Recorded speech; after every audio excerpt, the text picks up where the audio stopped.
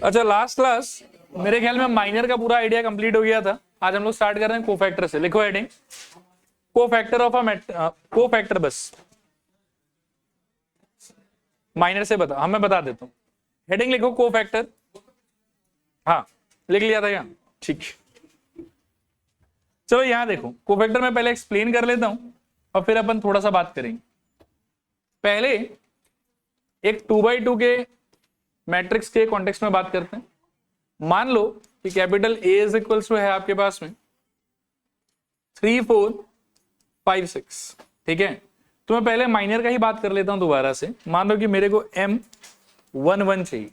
तो M11 का meaning क्या होता था कि जो 1 1 एलिमेंट है उसका रो और उसका कॉलम दोनों को छोड़ दो, जो एलिमेंट बचेगा वो आपका आंसर। तो इसका M11 का वैल्यू कितना हो जाएगा बताओ? This equals to 6। M12 का वैल्यू बता सकते हो इस सिचुएशन में? आप आराम से देखो, टाइम ले लो, थोड़ा सोच लो।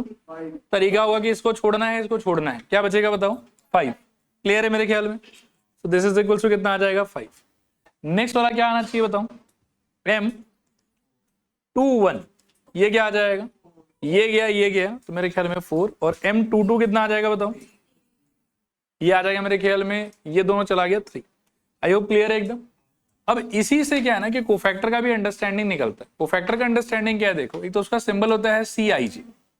क्या सिंबल है बताओ? CIJ।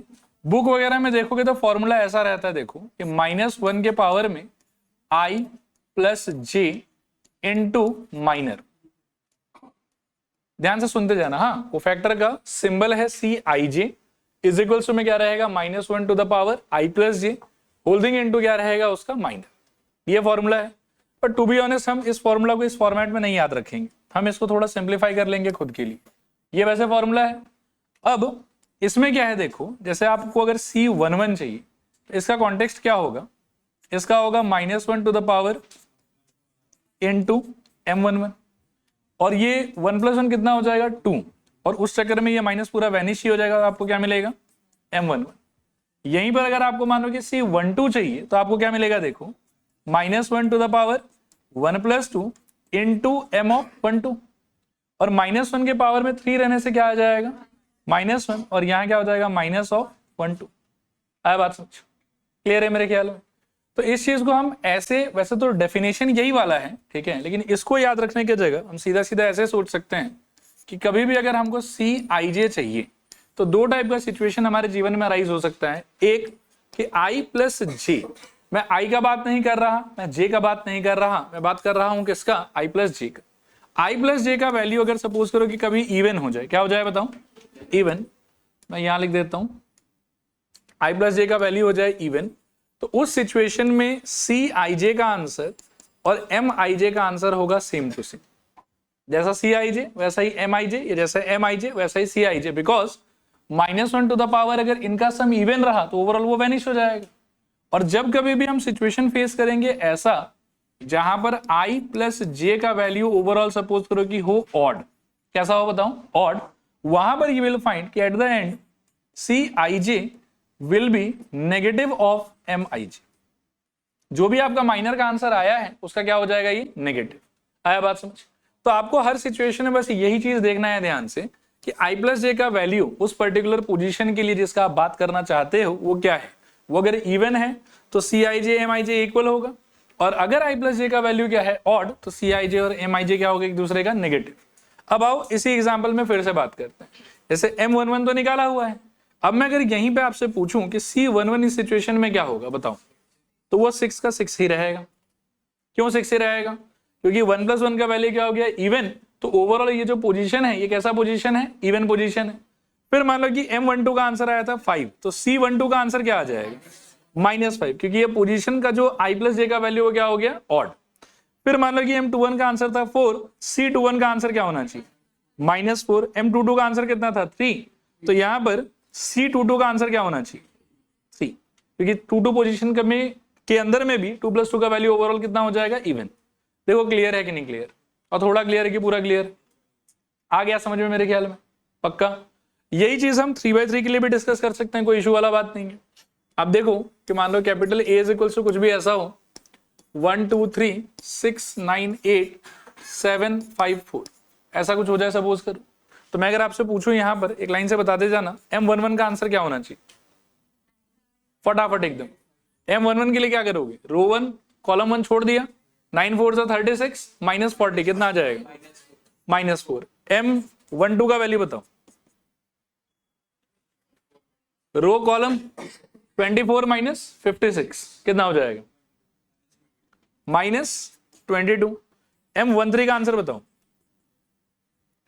सही है ना ये वाला, अच्छा 32 का, सॉरी -32। M13 का बताओ, रो गया कॉलम गया, 30 माइनस 63 कितना, -33। क्लियर मेरे ख्याल में। अब अगर मैं यहीं पे आपसे पूछूं कि C11 का आंसर क्या होगा, तो इवन पोजीशन है तो जो माइनर आया था वही मेरा आंसर हो जाएगा -4। C12 का आंसर क्या होगा, ओवरऑल ऑड पोजीशन है, 1 + 2 का वैल्यू ऑड होगा, तो ये अगर -32 था तो ये कितना हो जाएगा 32।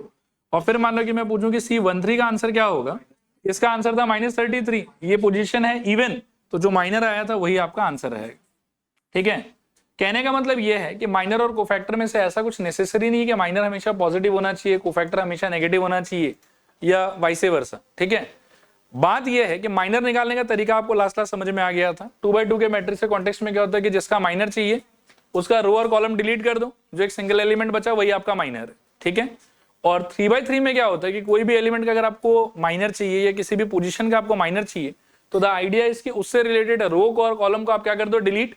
बचा हुआ जो 4 एलिमेंट है आपका, उस एलिमेंट से आपको फ्रेम करना है एक 2x2 का मैट्रिक्स, और उस मैट्रिक्स का जो भी डिटर्मिनेंट वैल्यू होगा उस डिटर्मिनेंट वैल्यू को ही आप बोलोगे उस पोजीशन का माइनर।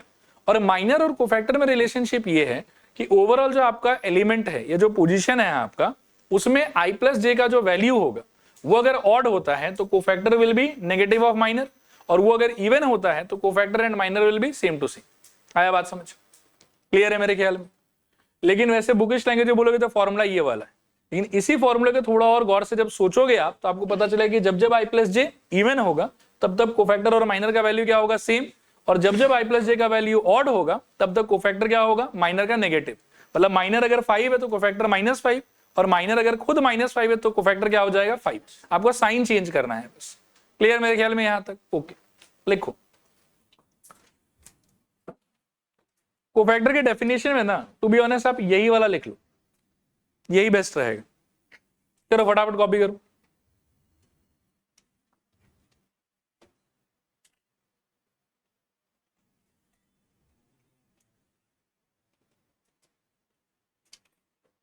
ठीक है, आगे बढ़ते हैं। फिर डेफिनेशन के नाम पे इसको कॉपी कर लिया आप लोगों ने, बाकी इस पेज में जितना भी था सारा मैंने समझा दिया है आपको। ठीक है, कोई टेंशन लेने का जरूरत नहीं है। नेक्स्ट आप लोग इसको देखो और इसको खुद से ट्राई करो क्या आंसर आना चाहिए। Find the cofactor of the element 4 या 8 to 1 position in the matrix this. ठीक है, इसको कोफैक्टर बताना है आप। तो 8 to 1 का अगर कोफैक्टर बनाना मतलब बताना है आपको, तो ये क्या हो जाएगा, C21। 2 + 1 का वैल्यू क्या होगा बताओ, 2 + 1 का वैल्यू 3। 3 कैसा होगा, ऑड। और ऑड अगर हो गया तो माइनर कोफैक्टर इस पोजीशन का सेम होना चाहिए कि नेगेटिव होना चाहिए, नेगेटिव होना चाहिए। तो क्या हो जाएगा बताओ, माइनस ऑफ M21। और M21 फाइंड करने के लिए इसका रो को छोड़ दो, इससे कॉलम को छोड़ दो, एलिमेंट्स क्या बचेगा आपके पास में, negative of determinant value of 2 3 8 9। Solve करने पे आ जाएगा नेगेटिव ऑफ यहां से कितना 18 माइनस कितना 24। तो ओवरऑल यहां से माइनस और यहां से -6, 6 आपका आंसर।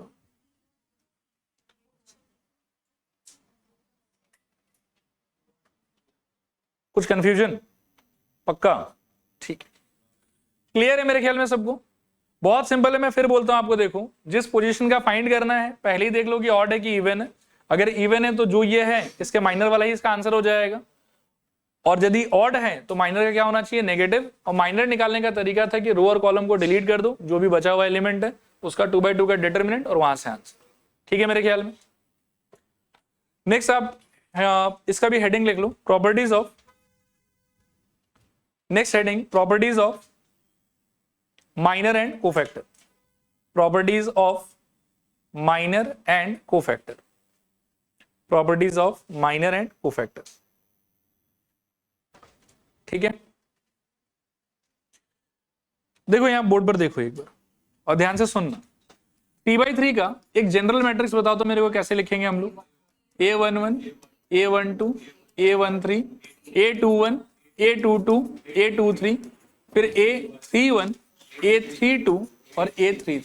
ठीक है, जो कह रहा हूं उसको ध्यान से सोचना। एक बार फिर से मैं रिमाइंड करा देता हूं माइनर का मीनिंग क्या था। माइनर का मीनिंग क्या था? 2/2 के मैट्रिक्स के लिए जिस एलिमेंट या पोजीशन का माइनर चाहिए उसका क्या करेंगे? रो कॉलम डिलीट, एक एलिमेंट बचेगा वही उसका माइनर। 3/3 के लिए माइनर का अंडरस्टैंडिंग क्या था? जिस एलिमेंट या नंबर का हमको माइनर चाहिए उससे रिलेटेड रो और कॉलम को कर दो डिलीट, और जो 4 एलिमेंट बचेगा आपके मैट्रिक्स में उसका क्या बनाना है? 2/2 का मैट्रिक्स, और उसका फाइंड करना है डिटर्मिनेंट वैल्यू। ठीक है, कोफैक्टर का अंडरस्टैंडिंग क्या है कि अगर i प्लस जे का वैल्यू है इवन तो जो माइनर का आंसर वही उस पोजीशन के लिए कोफैक्टर का आंसर, और अगर i प्लस जे का वैल्यू है ऑड तो जो माइनर का आंसर उसका साइन चेंज करने पे जो नंबर मिलेगा वो हमारे लिए क्या हो जाएगा? कोफैक्टर का वैल्यू। आई होप यहां तक सारा चीज 100% क्लियर है आप लोगों को। अब properties of minor and cofactor में माइनर का तो वैसे कोई खास प्रॉपर्टी होता ही नहीं है, प्रॉपर्टी कोफैक्टर का ही है। क्या प्रॉपर्टी है इसको थोड़ा समझने का ट्राई कर। इट इज वेरी इजी, आप बस ध्यान से सुनिएगा। हाँ, इसमें से कोई भी एक रो या कोई भी एक कॉलम चूज कर लीजिए आप अपने पसंद का। कौन सा? C2। ठीक है, तो C2 के एलिमेंट्स का नाम बताइए एक बार क्या क्या है? और समझ में आया? अब मैं कह रहा हूं कि इन एलिमेंट्स के साथ में इन्हीं का रिस्पेक्टिव करस्पॉन्डिंग जो कोफैक्टर है वो अगर आप मल्टीप्लाई करते हो और इन सारे को ऐड कर देते हो, यानी कि इसके साथ में कौन मल्टीप्लाई होगा? C12, इसके साथ कौन मल्टीप्लाई होगा? C22, और इसके साथ कौन मल्टीप्लाई होगा? C32। अगर इनको मल्टीप्लाई करके आप ऐड कर देते हो तो जो आपको आंसर मिलेगा that will be determinant A का वैल्यू।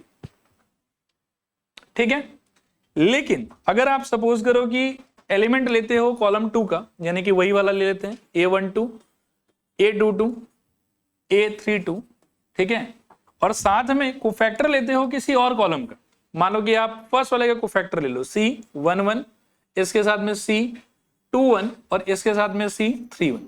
अगर इनका कोफैक्टर लेके मल्टीप्लाई करके ऐसे ऐड करते हो तो इस टाइप के सिचुएशन का आंसर हमेशा होगा 0। यह है प्रॉपर्टी ऑफ कोफैक्टर्स। ठीक है, मैं फिर रिपीट करता हूं, देखो किसी भी रो या कॉलम का एलिमेंट्स ले लो, किसी भी रो या कॉलम का क्या ले लो? एलिमेंट्स, और उन एलिमेंट्स को अपने ही करेस्पॉन्डिंग पोजीशन के कोफैक्टर से मल्टीप्लाई करो, और मल्टीप्लाई करके तीनों पेयर को क्या कर दो आप? ऐड। इसका addition will always give you value of the determinant. लेकिन अगर आप एलिमेंट लेते हैं किसी और कॉलम का, कोफैक्टर लेते हैं किसी और कॉलम का, और पेयर वाइज प्रोडक्ट करके ऐड करते हैं तो आंसर मिलेगा 0। ये एलिमेंट लेते हैं किसी एक रो का, मान लो कि R1 का आप एलिमेंट ले लो, लेकिन कोफैक्टर आप ले लो R2 के एलिमेंट्स का, या कोफैक्टर आप ले लो R3 के एलिमेंट्स का, और उस टाइम पर मल्टीप्लाई करके अगर आप ऐड करोगे तो आंसर कितना आएगा आपका? 0। आया बात समझ? इसको अपन एक 2/2 के डिटर्मिनेंट से देखने का भी ट्राई करते हैं। देखो यहाँ पे मान लो कि A इज इक्वल्स टू, ये determinant A is equals to लिखा हुआ है 5, 10, 2, 4। हाँ, ध्यान से देखना एक बार, अच्छे से समझ में आ जाना चाहिए मेरे ख्याल में। तो इसका डिटरमिनेंट वैल्यू वैसे होगा कितना? अच्छा, थोड़ा चेंज कर देता हूं मैं, लेट से 12 कर दो। यहाँ क्या आएगा बताओ? 20 माइनस 120 कितना आ जाएगा? -100। ये समझ में आ रहा है? अब आप ध्यान से देखो कि 5 और 10 को मैं चूज करता हूं। ठीक है, ये मेरा एलिमेंट्स हो गया। 5 का कोफैक्टर बताओ ध्यान से। हाँ, 5 का पोजीशन क्या बताऊं? 1, 1 ना, तो C11 अगर मेरे को निकालना है तो इवन पोजीशन है, it will be same as M11 and that is equals to, आप राइट बता रहे थे, 4। ठीक है, फिर 10 का पोजीशन क्या बताओ मेरे को? C12, ये ऑड पोजीशन है मेरे ख्याल में, तो इसका क्या आ जाएगा? M12, और वैल्यू क्या हो जाएगा इसका बताओ? रो गया कॉलम गया तो कितना आ जाएगा? -2। ठीक है, आप इन एलिमेंट्स को इन्हीं के करस्पॉन्डिंग कोफैक्टर से मल्टीप्लाई कीजिए। तो 5 को मल्टीप्लाई किससे कीजिएगा? 4 से, और 10 को मल्टीप्लाई किससे कीजिएगा? -12 से। सॉल्व कीजिए, प्लस क्या आ जाएगा बताइए? 20 minus 120 and you will be getting -100। आया समझ? एक बार थोड़ा सुनते जाओ, ठीक है, अचंभित होने का बिल्कुल दरकार नहीं है। क्लियर मेरे ख्याल में? अब लेकिन इसी 5 के साथ और इसी 10 के साथ में अगर मैं बोलूं कि रो 2 के कोफैक्टर्स को आप मल्टीप्लाई करो, देखना ध्यान से, रो 2 का कोफैक्टर्स बताओ मेरे को। इस पोजीशन का कोफैक्टर क्या हो जाएगा? पहले तो ये पोजीशन क्या है? C21, तो कोफैक्टर होगा नेगेटिव ऑफ M21, ठीक है। और कोफैक्टर निकालने के लिए रो गया कॉलम गया कितना आना चाहिए, -10। सही कह रहा हूं शायद, समझ में आया। अभी इसका कोफैक्टर बताओ मेरे को, पोजीशन क्या है ये वाला C22, और कोफैक्टर सिंस पोजीशन इवन है तो cofactor will be same as minor, ठीक है। तो इसको डिलीट करो, कितना आ जाएगा 5, ठीक है। अब कोफैक्टर्स को इसके साथ में मल्टीप्लाई करो, तो 5 के साथ में 12 का कोफैक्टर मल्टीप्लाई कर लो, कितना आ जाएगा -10, और 10 के साथ में 4 का कोफैक्टर मल्टीप्लाई कर लो जो कि कितना आ जाएगा 5, ठीक है। और इनको जोड़ दो तो -50 + 50 कितना आ रहा है देखो 0। दिस विल हैपन ऑलवेज, ठीक है। मैं थोड़ा चेंज करके दिखाता हूं, इसी को लेते हैं अपन, ठीक है। देखना ध्यान से, मान लो कि मैट्रिक्स या डिटरमिनेंट में चेंज ना करूं, ठीक है, मैं सिर्फ चेंज करता हूं मान लो कि चॉइस ऑफ रो या कॉलम। अब बताओ मेरे को ये सेम प्रॉपर्टी मैं आपको कौन से रो या कॉलम से दिखा दूं जब आपको अच्छा लगेगा। मेरे ख्याल में कॉलम 2 से ट्राई करते हैं, ठीक है। प्लीज ध्यान से देखना, कॉलम 2 से मैं एक बार प्रॉपर्टी और बता देता हूं। अगर आप कोई एक सेट ऑफ एलिमेंट्स को चूज करते हो और उसी एलिमेंट्स के कोफैक्टर से मल्टीप्लाई करते हो उनको, और सारे प्रोडक्ट का सम ले लेते, मतलब जहां का एलिमेंट लिया है वहीं का कोफैक्टर लिया है, अगर ऐसा हुआ ना तो सम का वैल्यू आएगा डिटरमिनेंट के इक्वल। और जहां का एलिमेंट लिया है कोफैक्टर कहीं और का लिया है अगर, तो उस प्रोडक्ट के सम का वैल्यू कितना आएगा 0। ये सिंपल सा प्रॉपर्टी, ठीक है। ओके, एक बार और डिस्कस कर देता हूं मैं कि what is the property. Property is very simple. आपके पास में कोई एक ऐसा मैट्रिक्स ऐसा होगा, आप किसी भी एक रो का या किसी भी एक कॉलम का एलिमेंट्स ले लीजिए, और उन एलिमेंट्स के साथ में उसी रो का या उसी कॉलम का सारा कोफैक्टर आप अगर करेस्पॉन्डिंग वो में मल्टीप्लाई करते हैं और इस प्रोडक्ट का आप सम लेते हैं तो आपको आंसर मिलेगा डिटरमिनेंट का वैल्यू, ठीक है। लेकिन सपोज करो कि आपने एलिमेंट लिया रो 1 से और कोफैक्टर आपने यूज करा रो 2 के एलिमेंट्स का या रो 3 के एलिमेंट का, ठीक है, और इस तरीके से पेयर वाइज प्रोडक्ट करके आपने उसको ऐड करा, ठीक है, तो आंसर आएगा 0। अब ये 0 आने के लिए इट इज वेरी इंपॉर्टेंट कि अगर आप एलिमेंट R1 से ले रहे हो तो आप कोफैक्टर R2 का यूज करो, और उसमें भी क्या है कि इस वाले कोफैक्टर को इससे मल्टीप्लाई करो, इस वाले कोफैक्टर को इससे मल्टीप्लाई करो, और इस वाले कोफैक्टर को इससे मल्टीप्लाई करो। इसमें यदि आप कोई भी टाइप का मिक्स मैच किए कि यहाँ वाले को यहाँ दे दिया, यहाँ वाले को वहां दे दिया, और यहाँ वाले को यहाँ दे दिया, तो फिर 0 नहीं आएगा। तो कोई एक नंबर आएगा but that number is not having any kind of significance, ठीक है। फिर कभी अगर आपने ऐसा किया कि एलिमेंट्स आपने लिया रो 1 का और कोफैक्टर आपने यूज करा मान लो कि कॉलम 1 का या कॉलम 2 का, तो भी ना 0 आएगा ना डिटरमिनेंट वैल्यू आएगा, तब फिर कुछ एक ऊटपटांग नंबर आएगा, उस नंबर का कोई सिग्निफिकेंस नहीं। क्लियर है मेरे ख्याल में। ये दोनों प्रॉपर्टी बहुत सिंपल है। प्रॉपर्टी सिंपली ये बोलता है कि take elements from any row और any column, multiply the elements by their own cofactors and add them up, then you will get the value of the determinant. लेकिन if you use elements from row 1 but cofactors from row 2 और row 3 and corresponding position पे multiply करते हो उनको, तो add करने पे answer कितना आएगा आपका 0 आएगा। पैरेलल होना चाहिए, यस, ठीक है। और रो का एलिमेंट्स लिया है तो कोफैक्टर कॉलम का लेने से ना ये होगा ना ये होगा, ठीक है। रो का एलिमेंट लिया तो कोफैक्टर भी रो का ही होना चाहिए, और अगर सपोज करो कि एलिमेंट कॉलम से लिया है तो कोफैक्टर भी कॉलम का ही होना चाहिए, ठीक है। क्लियर मेरे ख्याल में। इसका मैंने एक बार ट्राई किया आप लोगों को समझाने का, एक बार मैं और ट्राई करता हूं। इस बार मानो कि कॉलम 2 पे फोकस करके हम ट्राई करेंगे, सब लोग कंसंट्रेट करके जो है वो देखना। हाँ,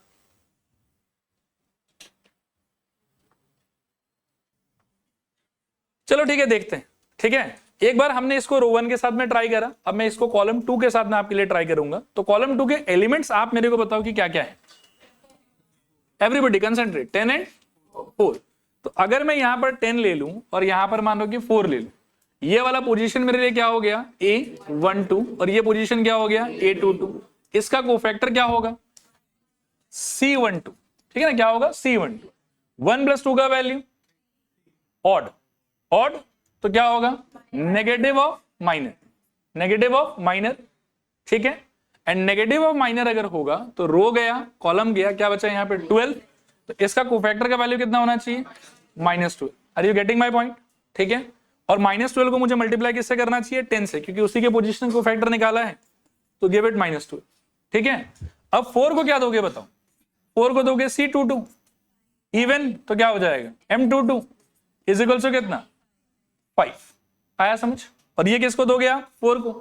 एंड सरप्राइजिंगली इन लोग दोनों का जो सम है ये कितना होगा -120 और ये कितना होगा 20 और जोड़ने के बाद में कितना आएगा -100। वही तो डिटरमिनेंट का आंसर था। आया समझ? लेकिन वापस से इसी 10 को और इसी 4 को यदि आप इसका कोफैक्टर ना देके इसका कोफैक्टर दे दोगे ना तो यू विल सी कि आंसर 0 हो जाएगा। आप ट्राई करते हैं। I will change the colour. इसका कोफैक्टर बताना है A11, क्या हो जाएगा बताओ? A11 का इवन पोजीशन है तो M11 this is equals to 4। इस बार 10 को क्या देना है 4 और इस पोजीशन का कोफैक्टर बताओ या पोजीशन, सॉरी क्या बोल रहा हूं मैं, C11 लिखना चाहिए था मुझे, C11। और यहां पर ये पोजीशन क्या है C21, ऑड है तो क्या हो जाएगा माइनस ऑफ M21, तो क्या हो जाएगा बताओ? नेगेटिव ऑफ रो गया कॉलम गया, मेरे ख्याल में -10 दे दो इसको, -10 और फील करो क्या आ रहा है 40 -40 आया समझ? ये है प्रॉपर्टी कि जिस लाइन का एलिमेंट्स लोगे उसी का खुद का कोफैक्टर लोगे, मल्टीप्लाई करके ऐड करोगे तो डिटरमिनेंट का आंसर आएगा। लेकिन जिस लाइन का एलिमेंट लिया है कोफैक्टर किसी और लाइन से लिया है, करस्पॉन्डिंगली मल्टीप्लाई किया है और जोड़ा है तो आंसर कितना आएगा 0 आएगा। ठीक है। और फिर नाटक ऐसा किया कि एलिमेंट यहां से लिया है कोफैक्टर यहां से लिया है तो कोई एक नंबर आएगा जिस नंबर का नाम नॉनसेंस होना चाहिए, उस नंबर का मैथमेटिकल सिग्निफिकेंस कुछ भी नहीं है। क्लियर है मेरे ख्याल में? चल सकते हैं आगे। यहां से लिखो इस बात को,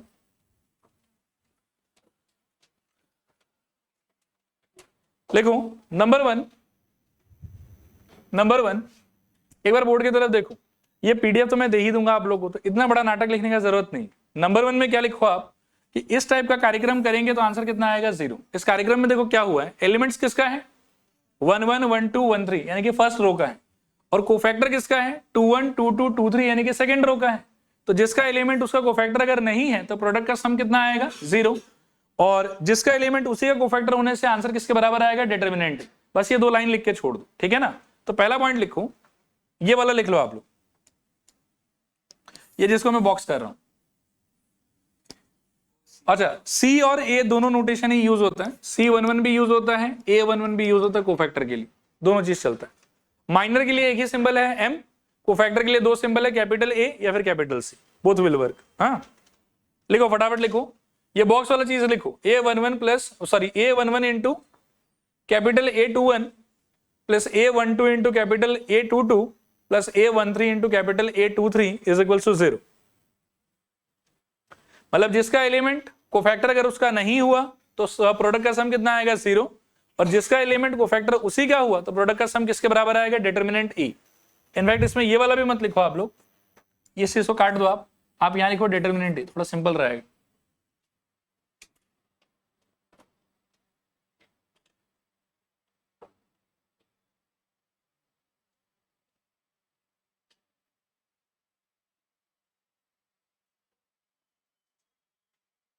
ठीक है, ये दोनों पॉइंट एमसीक्यू ये एसर्शन रीजनिंग के पॉइंट ऑफ व्यू से बहुत इंपॉर्टेंट है। ऐसा कुछ भी आराम से आ सकता है, आपको वहां पर ध्यान से इसको यूज करके आंसर करना है। ठीक है, चलो आगे यहां से नेक्स्ट एग्जांपल ऑफ प्रॉपर्टीज, ये 3/3 का है। ठीक है, चलो आप 3/3 से भी एक बार वेरीफाई करके आप दिखा देता हूं। आ गया वो समय, किससे वेरीफाई करने का मैंने बोलो, R1 से करोगे। R1 तो वैसे कॉमन ही होता है, कुछ नया अनोखा करते हैं। R3 से करते हैं। देखो प्लीज सब लोग बोर्ड पर ध्यान से देखते रहना। 4 7 और 9 ये हो गया R3 का खुद का एलिमेंट्स। ये पोजीशन क्या है बताओ मेरे को, A31 ये पोजीशन बताओ, A32 और ये पोजीशन बताओ A33। तो A31 का यदि कोफैक्टर निकालोगे तो क्या निकलेगा C31। इवन है कि ऑड है, इवन, तो माइनर क्या होगा इसका, मतलब माइनर के ही इक्वल होगा क्योंकि इवन है। और माइनर क्या होगा बताओ मेरे को, रो गया कॉलम गया तो 15 - 6 कितना आ जाएगा 9, सीधा लिख देता हूं 9। फिर C32 इसका कितना आ जाएगा बताओ, माइनस ऑफ M32, रो गया कॉलम गया 10 - 48 कितना आ जाएगा -38 और माइनस ऑफ -38 अल्टीमेटली कितना हो जाएगा +38। C33 कितना आएगा बताओ, इवन पोजीशन है तो M33 रो गया कॉलम गया तो 2 - 24 कितना 2 - 24 -22। आया समझ, ठीक है ना। 9 सॉल्व करके जो आया ठीक है, ठीक, क्लियर मेरे ख्याल में यहां तक। आओ मल्टीप्लाई करके देखते हैं क्या आएगा, बताओ। 4 इंटू क्या मल्टीप्लाई करोगे, 9, 7 इंटू क्या मल्टीप्लाई करोगे, 38, और 9 इंटू क्या मल्टीप्लाई करोगे, -22। बताओ तो क्या आएगा, 4 9 36, 7 इंटू 38 तो 210 और 56, 266, ठीक है। और यहां पे नेगेटिव होना चाहिए कितना, 198। क्लियर मेरे ख्याल में। इन दोनों को जोड़ो, मेरे ख्याल में 90, 302, 222 और -198, तो 200 कम कर दो, हाँ 104, ये आया है।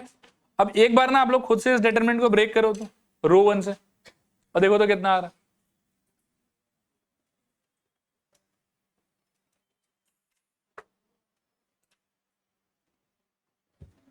मतलब ये तो हो गया कि प्रॉपर्टी हमने R3 से चेक किया। अब आप एक बार नॉर्मल ब्रेकिंग करो जो लास्ट टाइम सिखाया था उसके हिसाब से।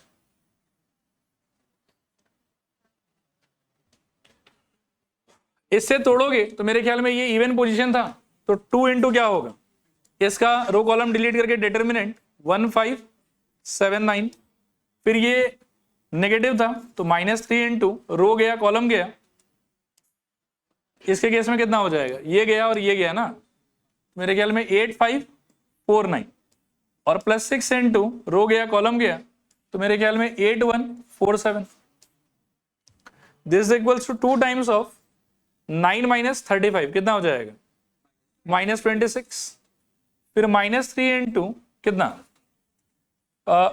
52, ठीक। फिर ये वाले में 6 इंटू 56 - 4 52, अल्टीमेटली यहां से कितना होगा -52, और ये मिला के ना 3 इंटू 52 होगा, और 3 इंटू 52 कितना हो जाएगा 150, अच्छा 156, तो +156 और सॉल्वर कितना आ जाएगा 104, नहीं प्लस आएगा, ये 6 से है पॉजिटिव और ये नेगेटिव है, तो अल्टीमेटली 104 आ रहा है। देखो आया बात समझ, और 104 हमारे भी आया था। क्लियर। अब इसी चीज में लेकिन हम अगर दूसरा एक्सपेरिमेंट करें, मान लो कि मैं एक और पेज ले लेता हूं, देखना ध्यान से। अभी तो हमने क्या वेरीफाई किया कि एलिमेंट्स को अगर उनका करस्पॉन्डिंग कोफैक्टर दे तो वैल्यू किसके बराबर आ रहा है, डिटरमिनेंट के बराबर आ रहा है। अब क्या चेक करना है हमको कि एलिमेंट किसी और रो का और कोफैक्टर किसी और रो का, तो आंसर कितना आना चाहिए 0। अब देखो इस बार वो वाला चीज चेक करते हैं। मान लो कि हम R3 से ही काम करते हैं, ठीक है। एलिमेंट्स आप R3 का ले लो, तो क्या क्या ले लोगे बताओ, 4, 7 और 9। आया समझ में यहां तक। कोफैक्टर लेकिन चलो हम लोग रो 1 का ले लेते हैं, ठीक है। तो इसका कोफैक्टर बताओ क्या होगा, पोजीशन कौन सा है वो 1 1, इवन है तो माइनर के बराबर ही रहना चाहिए, और रो गया कॉलम गया तो 1579, तो 9 - 35 कितना -26।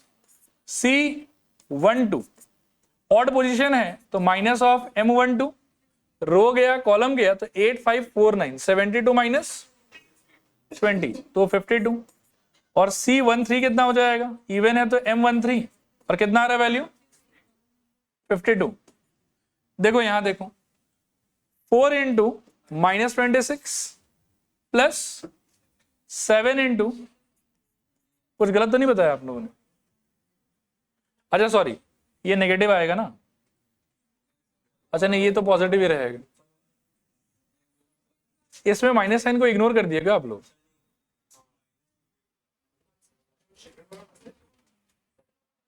रुक जा मैं कुछ गलत कर रहा हूं शायद, एक बार आप कैलकुलेशन चेक करो अपना। 2 के लिए रो गया कॉलम गया -26, और इवन है तो सेम रहेगा, रो गया कॉलम गया तो कौन सा, वही मेरे को भी लग रहा है -52 ना। अभी ठीक है, 4 7 फिर भी 11,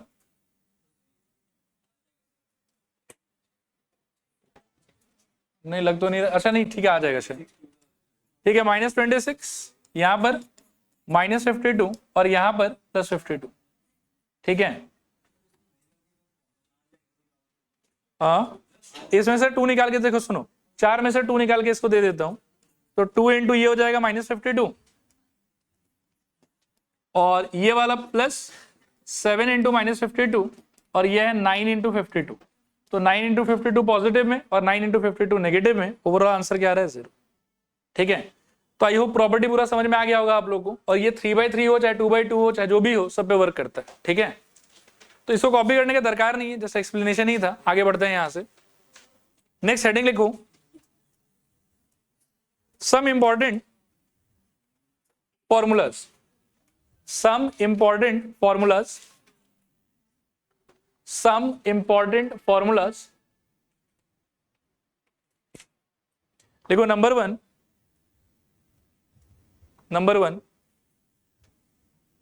a plus b whole square, a plus b whole square is equals to a square plus 2ab plus b square. Next, a minus b whole square is equals to a square minus 2ab plus b square. A minus b whole square is equals to a square minus 2ab plus b square. Next, a square minus b square is equals to a plus b into a minus b, a plus b into a minus b. ठीक है, next लिखो a plus b whole cube, a plus b whole cube is equals to a cube plus b cube plus 3ab into a plus b, और इसका एक expanded form भी है a cube plus b cube plus 3a square b plus 3ab square. इसको अंदर ले जाओगे तो ऐसा आ जाता है। पता आपको दोनों होना चाहिए, कौन सी सिचुएशन में कौन सा काम आएगा श्योरली कह नहीं सकते। Next, a minus b whole cube, इसको कॉपी कर लू, a minus b whole cube is equals to a cube minus b cube minus 3ab into a minus b, और एक्सपेंडेड फॉर्म में a cube minus b cube minus 3a square b plus 3ab square. इसमें जब ये अंदर जाएगा ना तो second वाले में माइनस इंटू माइनस प्लस हो जाएगा। ठीक है, डन मेरे ख्याल में। नेक्स्ट, इनको कॉपी करो, 6 नंबर पे a cube plus b cube, इसका भी 2 फॉर्मूला है और दोनों ही चाहिए हम लोग। a plus b into a square minus a b plus b square, और इसका दूसरा वाला a plus b whole cube, a plus b whole cube minus 3ab into a plus b minus 3ab into a plus b. ठीक है, next लिखो a cube minus b cube, a cube minus b cube, this is equals to a minus b into a square plus a b plus b square, a square plus a b plus b square, और दूसरा वाला a minus b whole cube plus 3ab into a minus b, a minus b whole cube plus 3ab into a minus b. ठीक है, और last formula a plus b plus c whole square, a plus b plus c whole square is equals to a square plus b square plus c square plus 2ab plus 2bc plus 2c। देखो ये formulas once and for all लिखवा दिया है एक बार, आगे चल के बहुत बार कहीं कहीं पे काम में आता रहेगा, तो याद है तो बढ़िया है, और नहीं याद है तो पन्ना पलट के रेफर कर लो एक बार। ठीक है, आगे चल रहे हैं, अगला हेडिंग लिखो, singular and non singular matrix, singular and non singular matrix, singular and non singular matrix. ठीक है, देखो यहां पे बहुत ही सिंपल सा आइडिया है। सबसे पहले तो आपके पास में एक स्क्वायर मैट्रिक्स होना पड़ेगा। कैसा मैट्रिक्स होना पड़ेगा बताओ? Square matrix. सिंगुलर होने का मतलब है कि उसका डिटरमिनेंट वैल्यू होना चाहिए 0, और नॉन सिंगुलर होने का मतलब है उसका डिटरमिनेंट वैल्यू होना चाहिए नॉन 0। बस खत्म। ठीक है, किसी भी स्क्वायर मैट्रिक्स को सिंगुलर आप तब बोलेंगे जब उसका डिटरमिनेंट वैल्यू कितना हो जाए 0, और नॉन सिंगुलर आप उसको तब बोलेंगे जब उसका डिटरमिनेंट वैल्यू क्या हो? नॉन 0। ठीक है, कुछ भी हो सकता है, नेगेटिव हो सकता है, पॉजिटिव हो सकता है, फ्रैक्शन में हो सकता है, रूट में हो सकता है, सब चलेगा, बस क्या नहीं चलेगा, जीरो नहीं चलेगा। क्लियर मेरे ख्याल में? इतना ही लिख लो आप, ये बड़ा सा लिखने की कोई दरकार नहीं है। लिखो singular means determinant a equals to 0. Singular means determinant a equals to 0 and non-singular means determinant a not equal to 0. Singular means determinant a equals to 0 and non-singular means determinant a not equal to 0. ठीक है? अब इसके बाद से question है बहुत सारा, अपन करते हैं इसको। चलो ये क्वेश्चन है, ट्राई करो आप लोग पहले फटाफट।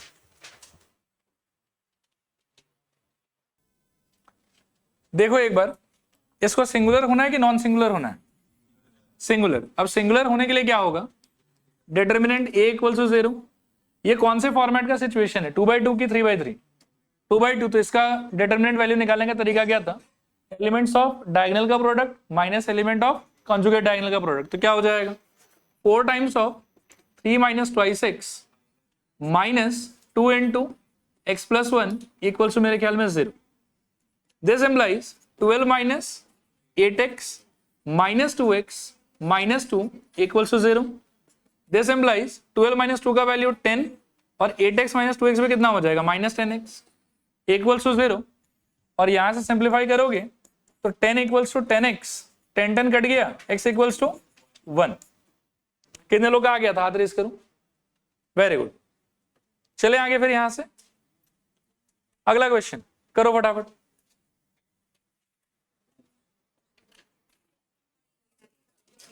क्या आंसर आया बताओ? 8 आया।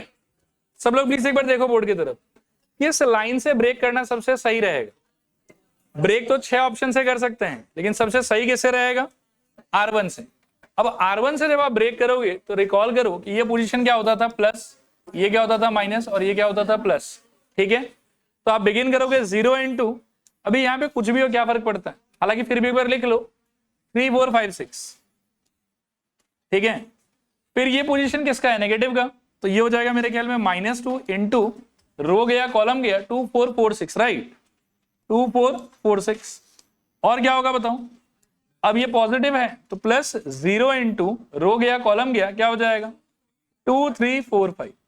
देखो आया समझ कि नहीं आया समझ, थोड़ा है कि पूरा है। अब ये वाला पूरा पार्ट वैनिश, ये वाला पूरा पार्ट वैनिश, तो उसको इग्नोर कर देंगे। क्या आंसर आएगा बताओ, -2 times of 12 minus 16. So 12 minus 16, this is equals to -2 times of -4, that is equals to 8। देखो क्लियर है कि नहीं क्लियर, और थोड़ा क्लियर है कि पूरा क्लियर, आ गया समझ। अब देखो डिटर्मिनेंट ब्रेकिंग से एसोसिएटेड मेरे को कुछ बहुत इंपॉर्टेंट आप लोगों के साथ में डिस्कस करना। ये एक तरीका है इसको खोलने का, और इस तरीके का कोई एक्सेप्शन नहीं है, हमेशा ये बहुत अच्छे से वर्क करेगा। ठीक है, लेकिन कभी कभार हो सकता है कि ये प्लस माइनस ये सब उससे में थोड़ा कंफ्यूजन वगैरह आए आपके पास। ठीक है, तो इस टाइप के डिटर्मिनेंट का, ये कोई भी ऐसे डिटर्मिनेंट का ब्रेकिंग का एक और तरीका है मेरे पास, जो थोड़ा शॉर्टकट की तरह एक्ट करेगा कहीं कहीं पे, आपको इतना ज्यादा लिखना विखना नहीं पड़ेगा। ठीक है, और वो क्या तरीका है उसको थोड़ा ध्यान से समझने का ट्राई करना। ठीक है, मैं एक्सप्लेन करने का ट्राई करता हूं आपको। ये डिटर्मिनेंट का स्ट्रक्चर एक बार मेरे को रिपीट करना। पहले लाइन में क्या है, 0 2 0, दूसरे में क्या है 2 3 4, तीसरे में क्या है 4 5 6। ये थोड़ा शॉर्टकट जैसा है, ध्यान से सुनिएगा। ये डिटर्मिनेंट है आपका। आप क्या कीजिए कि जो आपका कॉलम 1 है और जो आपका कॉलम 2 है उसको एक बार और लिखिए बाद। ठीक है, क्या आएगा बताइए, 0 2 बोलो 4, और नेक्स्ट 2 3 5, ऐसे लिख लो आप रफ में आराम से, कोई दिक्कत नहीं है। ठीक है, अपने प्रिंसिपल डायगोनल से स्टार्ट करो। कहां से स्टार्ट करोगे बताओ, प्रिंसिपल डायगोनल से। और जितना आप ये डायगोनल जैसा लाइन बना पाओ ना, सारा बनाना, 3 ही लाइन बनेगा। ठीक है, और इन तीनों लाइन पे आने वाला जो भी नंबर्स है ना, उनका प्रोडक्ट लेना। क्या आएगा बताओ, इन तीनों का प्रोडक्ट, इन तीनों का प्रोडक्ट 16 और ये 32, तो प्लस 32, और इसका 0। ठीक है, ये पॉजिटिव भी आ सकता है, नेगेटिव भी आ सकता है, कुछ भी आ सकता है ये, बस आप इसका सिंप्लीफिकेशन अच्छे से करो। Put the whole thing inside a bracket. ठीक है, माइनस, अब आप चले जाओ कॉन्जुगेट डायगोनल। किस पे जाओगे बताओ, कॉन्जुगेट डायगोनल पे। वो भी आप 3 ही 2 बना पाओगे, ध्यान से देखना, 1 2 और मेरे ख्याल में 3। अब तो डायगोनल नहीं है, ठीक है ना, करो तो क्या आ रहा है आंसर, ये सारा 0, नेक्स्ट 0, नेक्स्ट 24, ठीक है। 32 माइनस 24 कितना आ जाएगा आंसर। इसमें कोई माइनर नहीं, कोई फैक्टर नहीं, कोई छोटा मोटा डिटरमिनेंट नहीं, कुछ भी इन्वॉल्व नहीं, स्ट्रेट फॉरवर्ड एक बार में आंसर। देखो मैं दोनों बताना एज अ टीचर मेरा धर्म है, आपको अच्छा जो भी लगे आप उसको फॉलो कर सकते हैं। क्लियर मेरे ख्याल में, ये वाला आया समझ कि नहीं आया समझ। एक बार फिर रिपीट कर देता हूं, देखो पहला कॉलम को फिर से कॉपी करना है यहाँ पे, सेकेंड कॉलम को फिर से कॉपी करना है यहाँ पे, और जितना आपका मान लो कि प्रिंसिपल डायगोनल वाला लाइन होगा, 3 लाइन होगा बेसिकली, तीनों का प्रोडक्ट और उसका सम यहाँ पे, और जितना कॉन्जुगेट डायगोनल का लाइन होगा उन तीनों का भी वापस से पेयर वाइज एलिमेंट्स का प्रोडक्ट और उन तीनों का वैल्यू यहाँ पे, और इसका आंसर माइनस इसका answer, principal diagonal minus conjugate diagonal, और एक बार में आपके पास में आंसर आ जाएगा। अब आपको जो कन्वीनियंट लगे आप वो वाला यूज कर। क्लियर मेरे ख्याल में। अगला क्वेश्चन देखो और ट्राई करो फटाफट। देखो यहां पे आपको चाहिए A32 इंटू कैपिटल A32 ये तो एलिमेंट हो गया, और ये वाला क्या हो गया, ये वाला कोफैक्टर हो गया, ठीक है ना। तो कोफैक्टर पहले मैं साइड में निकाल लेता हूं। A32 3 + 2 का वैल्यू ऑड की इवन, ऑड, तो नेगेटिव की same to same, negative of minor. अब आ जाओ आप अपने स्ट्रक्चर पे, 3 2 का चाहिए ना, इसको डिलीट कर दो, 2 5 6 4, सही कह रहा हूं शायद, और 2 4 8 माइनस 30 कितना आ जाएगा -22, तो एक पहले से माइनस है और अब -22, तो मिला कितना हो जाएगा +22, ठीक है। और A32 का खुद का वैल्यू कितना है 5, तो मेरा आंसर हो जाएगा 5 × 22 that is equals to 110। Clear मेरे ख्याल में। ऐसा छोटा मोटा कुछ कुछ आ सकता है, इनफैक्ट जरूरी नहीं कि स्ट्रक्चर ऐसा हो, स्ट्रक्चर और थोड़ा कॉम्प्लिकेटेड भी हो सकता है। आपको पार्ट बाय पार्ट सब चीज का वैल्यू फाइंड करना है और आंसर पता करना है। क्लियर मेरे ख्याल में। चलो आगे। अब यहां से इजी इजी क्वेश्चन है, पहले खुद से ट्राई कर लो, 1 मिनट फटाफट। देखो रूट देख के ना टेंशन होता है, बाकी जब आप मल्टीप्लाई करोगे तो पहले पार्ट में निकलेगा √144 और दूसरे पार्ट में निकलेगा √100। √144 12, √100 10 और माइनस करके 2। ये आंसर है आप। डन। कितने लोग आ गया था, वेरी गुड। बाकी लोग प्लीज अटेम्प्ट करो, छोड़ो मत। नेक्स्ट,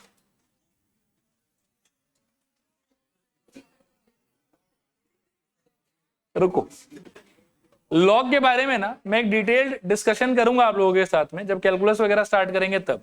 जैसे आज सारा बेसिक फॉर्मूला दिखा देना A+B का होल स्क्वायर ये सब, तो किसी एक दिन में 15 मिनट टाइम लेके लॉग के बारे में सारा चीज लिखवा दूंगा, और लॉग का जो जो फॉर्मूला होता है वो सारा भी लिखवा दूंगा। अभी के लिए फॉर द टाइम में इस क्वेश्चन के लिए जो फॉर्मूला मेरे को चाहिए वो मैं आपको दिखा देता हूँ, ठीक है। The formula is very easy. एक तो मेरे को बताओ कि इसको पढ़ते कैसे हैं। log a to the base क्या b, और इसका एक फॉर्मूला ये होता है कि दिस इज इक्वल्स टू, आप लिख सकते हो simply log a divided by log b। ये एक फॉर्मूला है, और भी फॉर्मूला है, डिटेल में बाद में डिस्कस करेंगे। आज मेरे को ये वाला चाहिए तो ये एक बार दिखा दिया। अब आप आ जाओ ये वाले क्वेश्चन, ठीक है। तो दिस इज इक्वल्स टू, आप इमेजिन क्या कर सकते हो बताओ, log b by log a 1 1, और यहां पे क्या होगा log of a divided by log of b। जब आप इसको तोड़ने का ट्राई करोगे तो दिस इनटू दिस जब करोगे तो दोनों एक दूसरे का रेसिप्रोकल है। आंसर यहां पे कितना आ जाएगा 1 माइनस 1 × 1 का वैल्यू अगेन 1, और फाइनल आंसर क्या रहेगा 0। ये आपका आंसर, ठीक है। रिपीट करूं कि हो जाएगा, क्लियर है पक्का। चले आगे यहां से, डन।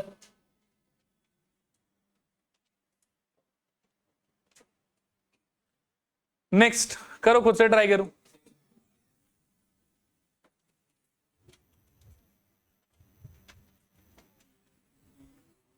दिस इनटू दिस करोगे ना तो log भी कट गया, log a कट गया, क्या बचेगा 1 और -1। अच्छा करो, इसको ट्राई करो। अभी भी फॉर्मूला लिखवाया आप लोग को, ध्यान से करना try.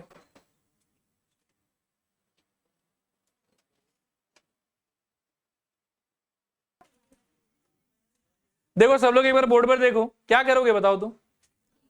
Diagonal minus conjugate diagonal ना, क्या होगा बताओ तो?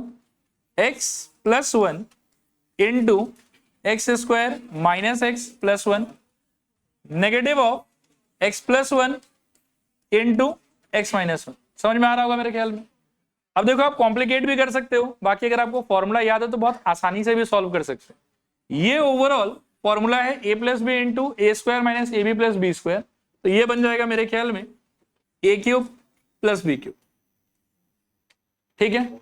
और ये वाला है a plus b into a minus b, तो वो बन जाएगा मेरे ख्याल में a square minus b square. खोल देने पे ये हो गया x cube plus 1 minus x square minus minus plus 1, ठीक है मेरे ख्याल में। और अल्टीमेटली कटेगा शायद कुछ भी नहीं। Final answer is x cube minus x square plus 2। देखो ठीक है कि नहीं?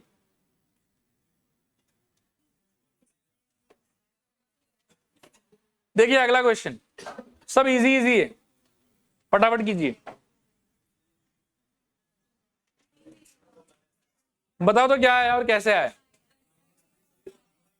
पहले ब्रेक करेंगे इसको, तो क्या हो जाएगा बताओ? 2x इंटू एक्स माइनस 2 और minus of 3x into minus 3 is equals to में 3। खोलोगे तो 2x स्क्वायर माइनस 4x और प्लस 9 और plus equals to 3।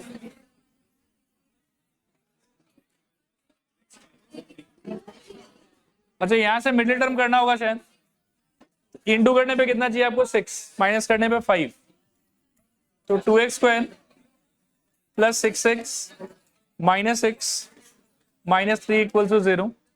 2x common x plus 3 minus 1 common x plus 3 equal to 0। x plus 3 into 2x minus 1 equal to 0, तो x equals to minus 3 और या फिर half. अच्छा देखो एक बार कितने लोग का ये आ गया था, बहुत बड़े। और जिनको जिनको देखो मिडिल टर्म में दिक्कत है ना, किसी दिन रुक के मेरे से बात कर लेना थोड़ा सा कि कैसे होता है, बाकी ये बार बार आता रहेगा, ठीक है। इसको ट्राई करो फटाफट, बहुत इजी इजी है, टफ नहीं है। टफ होने से मैं खुद रुक जाऊंगा।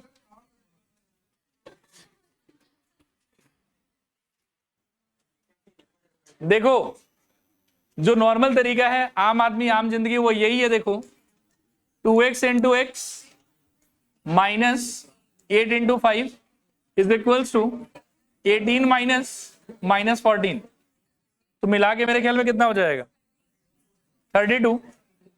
और यहां कितना आ गया? 2x स्क्वायर माइनस 40, वहां चला जाएगा तो 2x स्क्वायर इक्वल्स टू कितना?